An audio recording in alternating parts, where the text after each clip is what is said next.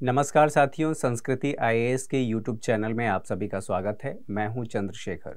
तो चलिए आज की क्लास की शुरुआत करते हैं और आज के सेशन में हम सीमा विवाद से संबंधित एक महत्वपूर्ण क्षेत्र पर बात करने वाले हैं। दरअसल हम बात करेंगे आज सियाचिन ग्लेशियर के बारे में। सियाचिन ग्लेशियर क्या है, वहाँ पर कौन कौन से विवाद हैं। दरअसल यह विवादित क्षेत्र नहीं है, फिर भी यहाँ विवाद की स्थिति के रूप में इसे देखा जाता है।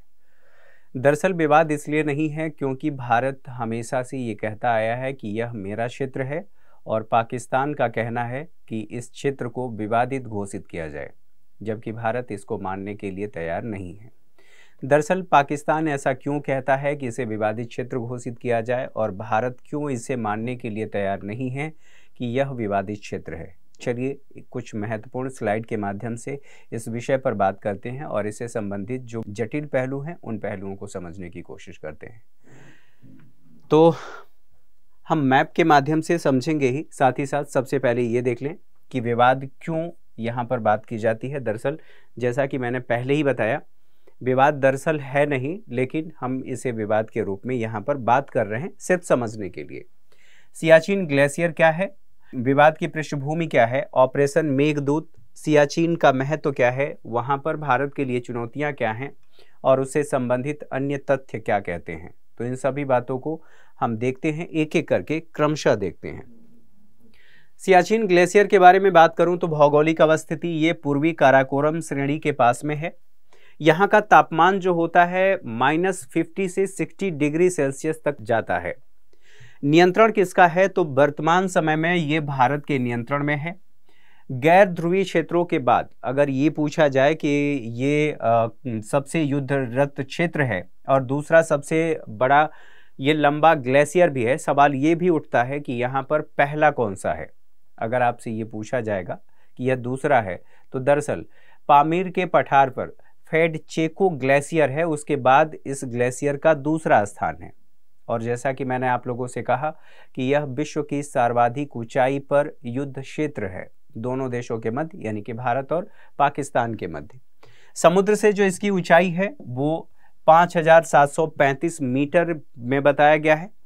यहाँ पर हम एक मैप के जरिए देख लेते हैं सियाचिन ग्लेशियर की अवस्थिति क्या है। ये जो आप जो क्षेत्र देख रहे हैं यहाँ पर, ये कुछ इस प्रकार से इसे सियाचिन ग्लेशियर कहा जा रहा है।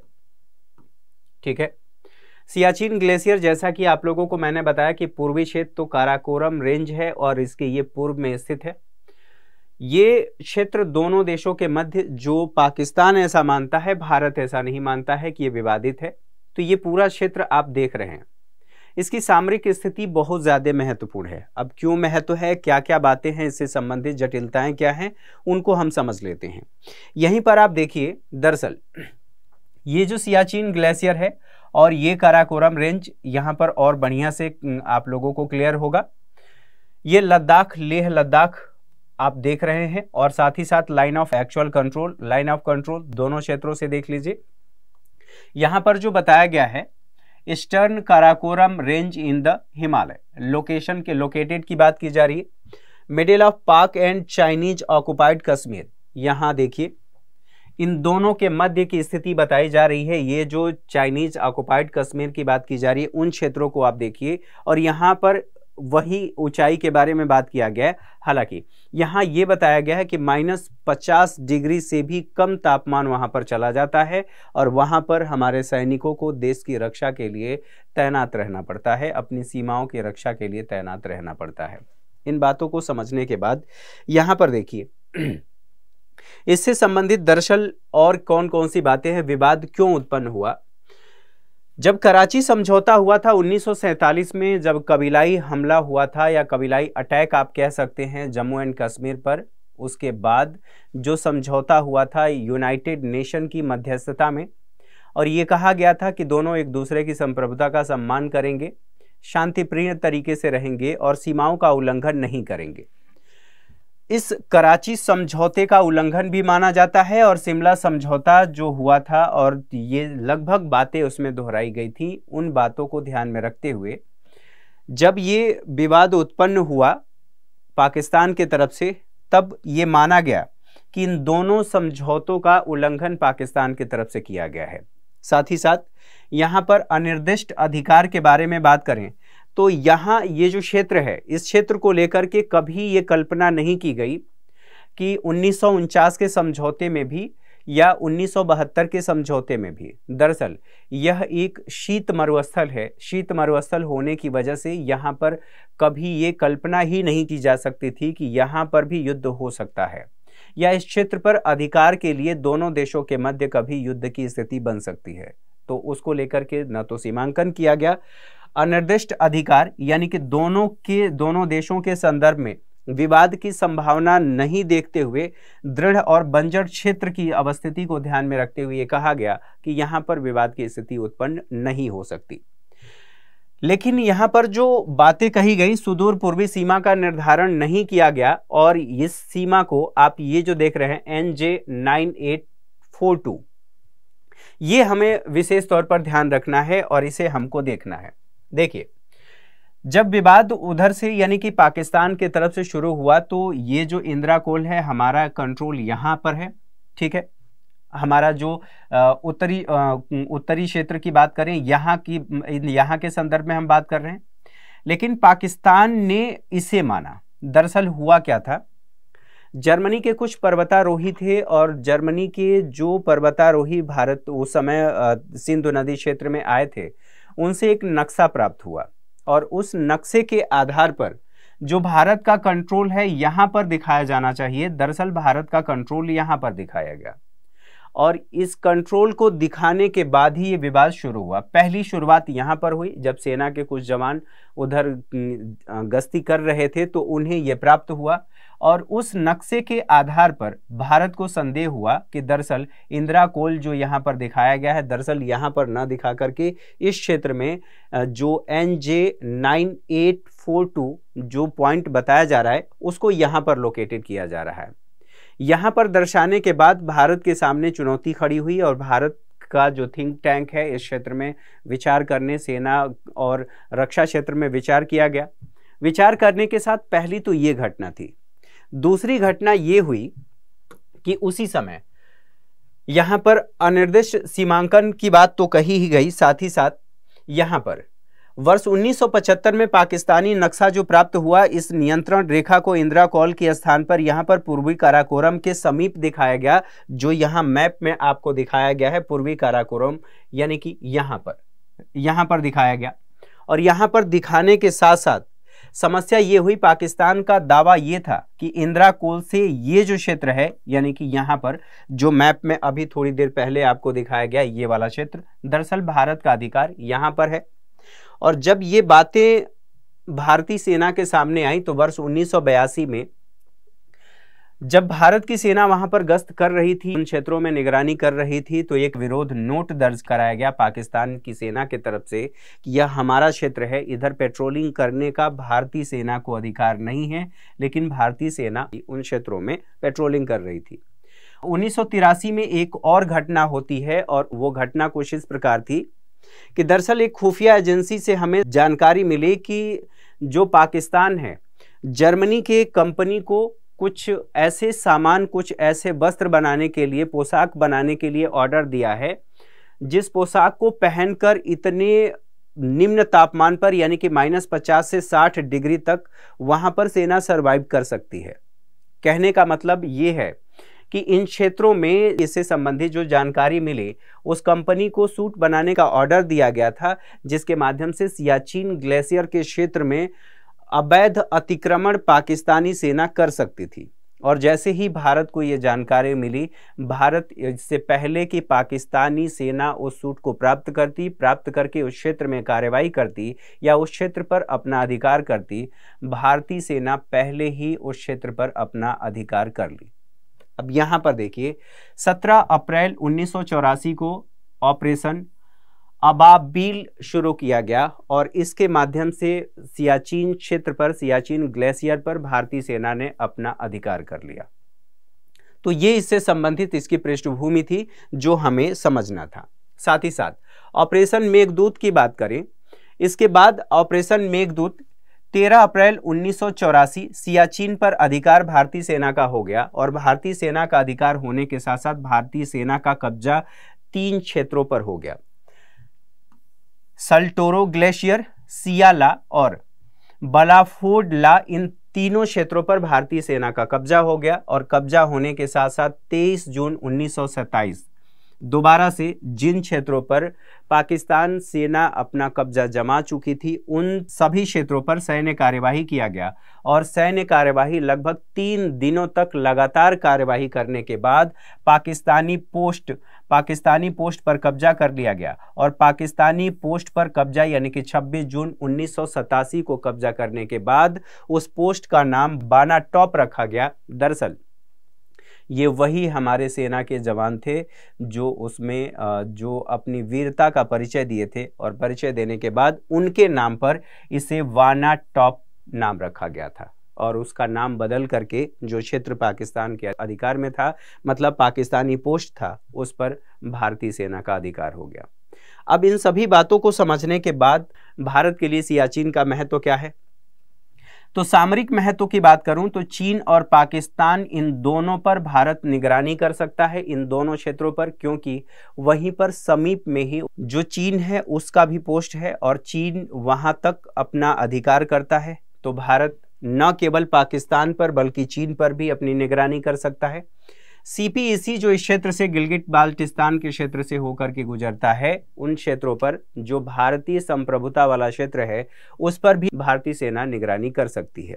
इसके अलावा मध्य एशिया की बात करूं तो मध्य एशिया, यहाँ पर देखिए मध्य एशिया, यहाँ ये जो तान वाले देश हैं, पाकिस्तान और अफगानिस्तान को छोड़ करके यहाँ पर तजाकिस्तान, तुर्कमेनिस्तान और ये किर्गिस्तान इत्यादि जो यहाँ पर 5 देश हैं, इन मध्य एशिया के क्षेत्रों पर भी भारत आसानी से निगरानी कर सकता है। इस क्षेत्र पर यानी कि चीन के क्षेत्र पर भी आसानी से निगरानी कर सकता है। तो इसलिए इस क्षेत्र का व्यापक महत्व है, सामरिक महत्व है। CPEC के बारे में हमने बात ही किया। CPEC के बारे में इससे पहले आप लोग समझ चुके होंगे, आप इसे देख चुके होंगे। अब यहाँ पर बात यह है कि हम सामरिक महत्व और इससे संबंधित निगरानी के बारे में तो समझ लिए, साथ ही साथ भारत के लिए इस क्षेत्र की क्या चुनौतियां हैं। तो चुनौतियां कुछ महत्वपूर्ण हैं, जैसे यहाँ की प्रतिकूल स्थितियां हैं, चढ़ाई बहुत ज़्यादा है और सेना को वहां पर पहुंचने में बहुत दिक्कतों का सामना करना पड़ता है। लंबी चढ़ाई है, वहां पर आसानी से जाया नहीं जा सकता, उस पोस्ट तक नहीं पहुंचा जा सकता। दूसरी बात, यहां पर चढ़ाई के साथ तापमान की हम बात करें तो तापमान जैसा बताया गया 50 से लेकर के -50 से लेकर के 60 डिग्री सेल्सियस तक तापमान यहां पर रहता है। इसके साथ साथ यहां पर हिमस्खलन होता रहता है। हिमस्खलन की वजह से कई बार आप लोगों ने हनुमंथप्पा का नाम सुना होगा, जो वहीं पर इसी ग्लेशियर में अपनी ड्यूटी निभाते हुए वो ग्लेशियर के नीचे दब गए थे और वो अंततः शहीद हो गए। तो यहाँ एक सबसे बड़ी समस्या है हिमस्खलन की, और हिमस्खलन के साथ साथ यहाँ पर बर्फ भरी आंधियाँ भी चलती हैं। बर्फ भरी आंधियों के साथ साथ उन सैनिकों को वहाँ पर अपने आप को बनाए रखना बहुत ज़्यादा दुरूह कार्य होता है, बहुत ज़्यादा मुश्किल होती है। एक महत्वपूर्ण बात यह भी है कि इन क्षेत्रों में खाद्यान्न की आपूर्ति कैसे की जाए। जो वहाँ पर हमारे सेना के जवान हैं, उनके लिए खाद्यान्न कैसे उपलब्ध कराया जाए। तो उन्हें अपनी पीठ पर खाद्यान्न लेकर के जाना पड़ता है, लंबी चढ़ाई चढ़नी पड़ती है और एक लंबी दूरी भी तय करना पड़ता है। पेट्रोलिंग यहाँ पर आसान नहीं होता, चूँकि बर्फ भरी आंधियाँ चलती रहती हैं। इस वजह से यहाँ पर इन क्षेत्रों में पेट्रोलिंग आसान नहीं होता। एक और महत्वपूर्ण बात है कि कार्बन मोनोऑक्साइड की विषाक्तता और मल त्याग, उन क्षेत्रों में कहाँ पर मल त्याग किया जाए और कैसे, ये सब सारी समस्याएं सैनिकों के सामने उपलब्ध होती हैं और इन चुनौतियों का सामना हमारे सैनिकों को करनी पड़ती है। इसके साथ साथ चिकित्सकीय समस्या क्या होती है, तो जब हम चिकित्सकीय समस्या की बात कर रहे हैं तो पल्मोनरी एडिमा की समस्या हमारे सैनिकों को होती है। दरअसल जो बर्फ भरी आंधियाँ चलती हैं, उन बर्फ भरी आंधियों की वजह से हमारे श्वसन क्रिया, मतलब वहाँ पर जो सैनिक हैं, श्वसन क्रिया के माध्यम से फेफड़े में बर्फ भर जाता है। मतलब फेफड़े में पानी भर जाता है और पानी भरने की वजह से सांस लेने में समस्या के साथ साथ कई अन्य समस्याएं भी उनके सामने उत्पन्न होती हैं, जिसे हम पल्मोनरी एडीमा कहते हैं। साथ ही साथ यहाँ पर यह भी देखने को मिलता है कि अत्यधिक शीत की वजह से अन्य समस्याएं जैसे अन्य बीमारियां भी होती हैं, जिनको हम कह रहे हैं हीम अंधापन। हीम अंधापन दरअसल आपको एक लंबे समय के बाद जब वो लगातार इसके संपर्क में आते रहते हैं और उसके साथ साथ जो यूवी रेज हैं यानी कि सूर्य की किरण है, इनके आँखों पर जब उसका प्रकाश पड़ता है, यूवी रेज किरणें पड़ती हैं, तो उसके बाद अंधापन की भी समस्या होती है और ये उनको लगभग हमेशा ही फेस करना पड़ता है। साथ ही साथ यहीं पर हम बात करें हाइपोथर्मिया की भी समस्या हमारे सैनिकों को इस समस्या का भी सामना करना पड़ता है। दरअसल हाइपोथर्मिया वह स्थिति है जो आपकी बॉडी है वो जितना हीट जनरेट करती है उससे ज़्यादा ठंडापन आप महसूस करते हैं। मतलब आपका शरीर जिस गति से गर्म होता है उससे ज़्यादा गति से आपका शरीर ठंडा होता है और इसकी वजह से अगर आपके शरीर का तापमान 95 डिग्री सेल्सियस से कम हो जाता है, फिर आवाज़ भी कम होने लगती है और धीरे धीरे अन्य तरह की समस्याएं इसमें उत्पन्न होने लगती है। तो हाइपोथर्मिया की समस्या भी होती है और शीत दंश की भी समस्या वहाँ पर सैनिकों को झेलनी पड़ती है। दरअसल आपके हाथ और पैर पर बर्फ की वजह से लगातार आपके हाथ और पैर ठंडे की वजह से वहाँ पर फफूंद जम जाती है और न केवल फफूंद जमती है, वो हरी हरी फफूंद जम जाती है। आपका हाथ और पैर वहाँ पर स्वेलिंग आने लगती है। स्वेलिंग के साथ साथ सन्नाटा या सुन्न आप लोगों ने समझा होगा, सुना होगा कि हाथ और पैर ठंडी में सुन्न हो जाते हैं, बिल्कुल काम नहीं करता। तो इस तरह की समस्याएं भी हमारे सैनिकों को झेलनी पड़ती है। इसके बावजूद ऐसा नहीं है कि केवल भारतीय सैनिकों को ही झेलनी पड़ती है। हाँ, लेकिन हमारे देश के सैनिक वहाँ पर डटे हुए हैं और उस क्षेत्र की सुरक्षा में अभी भी अपना जान न्यौछावर करते रहते हैं, शहीद होते रहते हैं। अब इससे संबंधित बातों को ध्यान में रखते हुए अन्य तरह की अगर समस्याओं की बात करूं तो अभी तक भारत के 1000 से अधिक जवान इस क्षेत्र में शहीद हो चुके हैं। भारत और पाकिस्तान दोनों की बात करें तो दोनों को मिलाकर के ये आंकड़ा बताया गया है कि कम से कम 2000 के करीब दोनों देशों के सैनिक इस क्षेत्र में अपनी जान की आहुति दे चुके हैं या शहीद हो चुके हैं। पाकिस्तान का रुख ये है, पाकिस्तान इस क्षेत्र को लेकर के ये कहता है कि दरअसल भारत इस क्षेत्र को लेकर के विवाद घोषित करे कि यह क्षेत्र विवादित है। अगर भारत इस क्षेत्र को विवादित मान लेता है तब वो वहां से सेना हटाने के लिए तैयार होगा। कई बार इस चीज़ को लेकर के बात हुई, इस विषय को लेकर के बात हुई कि यहाँ इन क्षेत्रों से डिसएंगेजमेंट की जाए, लेकिन पाकिस्तान का ये कहना है कि वो अपनी सेना उन क्षेत्रों से तब तक नहीं हटाएगा जब तक कि भारत इस क्षेत्र को विवादित घोषित नहीं कर देता है। दरअसल विवादित घोषित करने का मतलब ही है कि भारत और पाकिस्तान दोनों इस मुद्दे पर अपना दावा करेंगे। पाकिस्तान भी दावा करेगा, चूँकि भारत का ये क्षेत्र है ही, भारत इसमें कतई कोई संदेह नहीं है कि ये भारत का क्षेत्र नहीं है और इसीलिए पाकिस्तान चाहता है कि अगर विवादित क्षेत्र घोषित कर दिया जाएगा तो फिर इसका समाधान करना पड़ेगा, जबकि भारत का ये कहना है कि इसमें समाधान की कोई गुंजाइश ही नहीं है, क्योंकि यहाँ पर विवाद का कोई मतलब ही नहीं है। यह भारत का क्षेत्र है और भारत का ही क्षेत्र है। तो आप लोगों ने समझा, ये था सियाचिन ग्लेशियर और पाकिस्तान के तरफ से विवाद को लेकर के लगातार दावा करना। इन सभी बातों को आप लोगों ने आसान भाषा में समझा। साथ ही साथ हमारा मनोबल बढ़ाने के लिए आप हमारे चैनल को सब्सक्राइब करें, बेल आइकन को प्रेस करें, जिससे हमारे लेटेस्ट वीडियो के नोटिफिकेशन आप लोगों तक पहुंचता रहे। साथ ही आप लोगों को ये सेशन कैसा लगा अपने वैल्यूएबल कमेंट के माध्यम से हमें बताते रहें, हमारा मनोबल बढ़ाते रहें। Thank you for watching.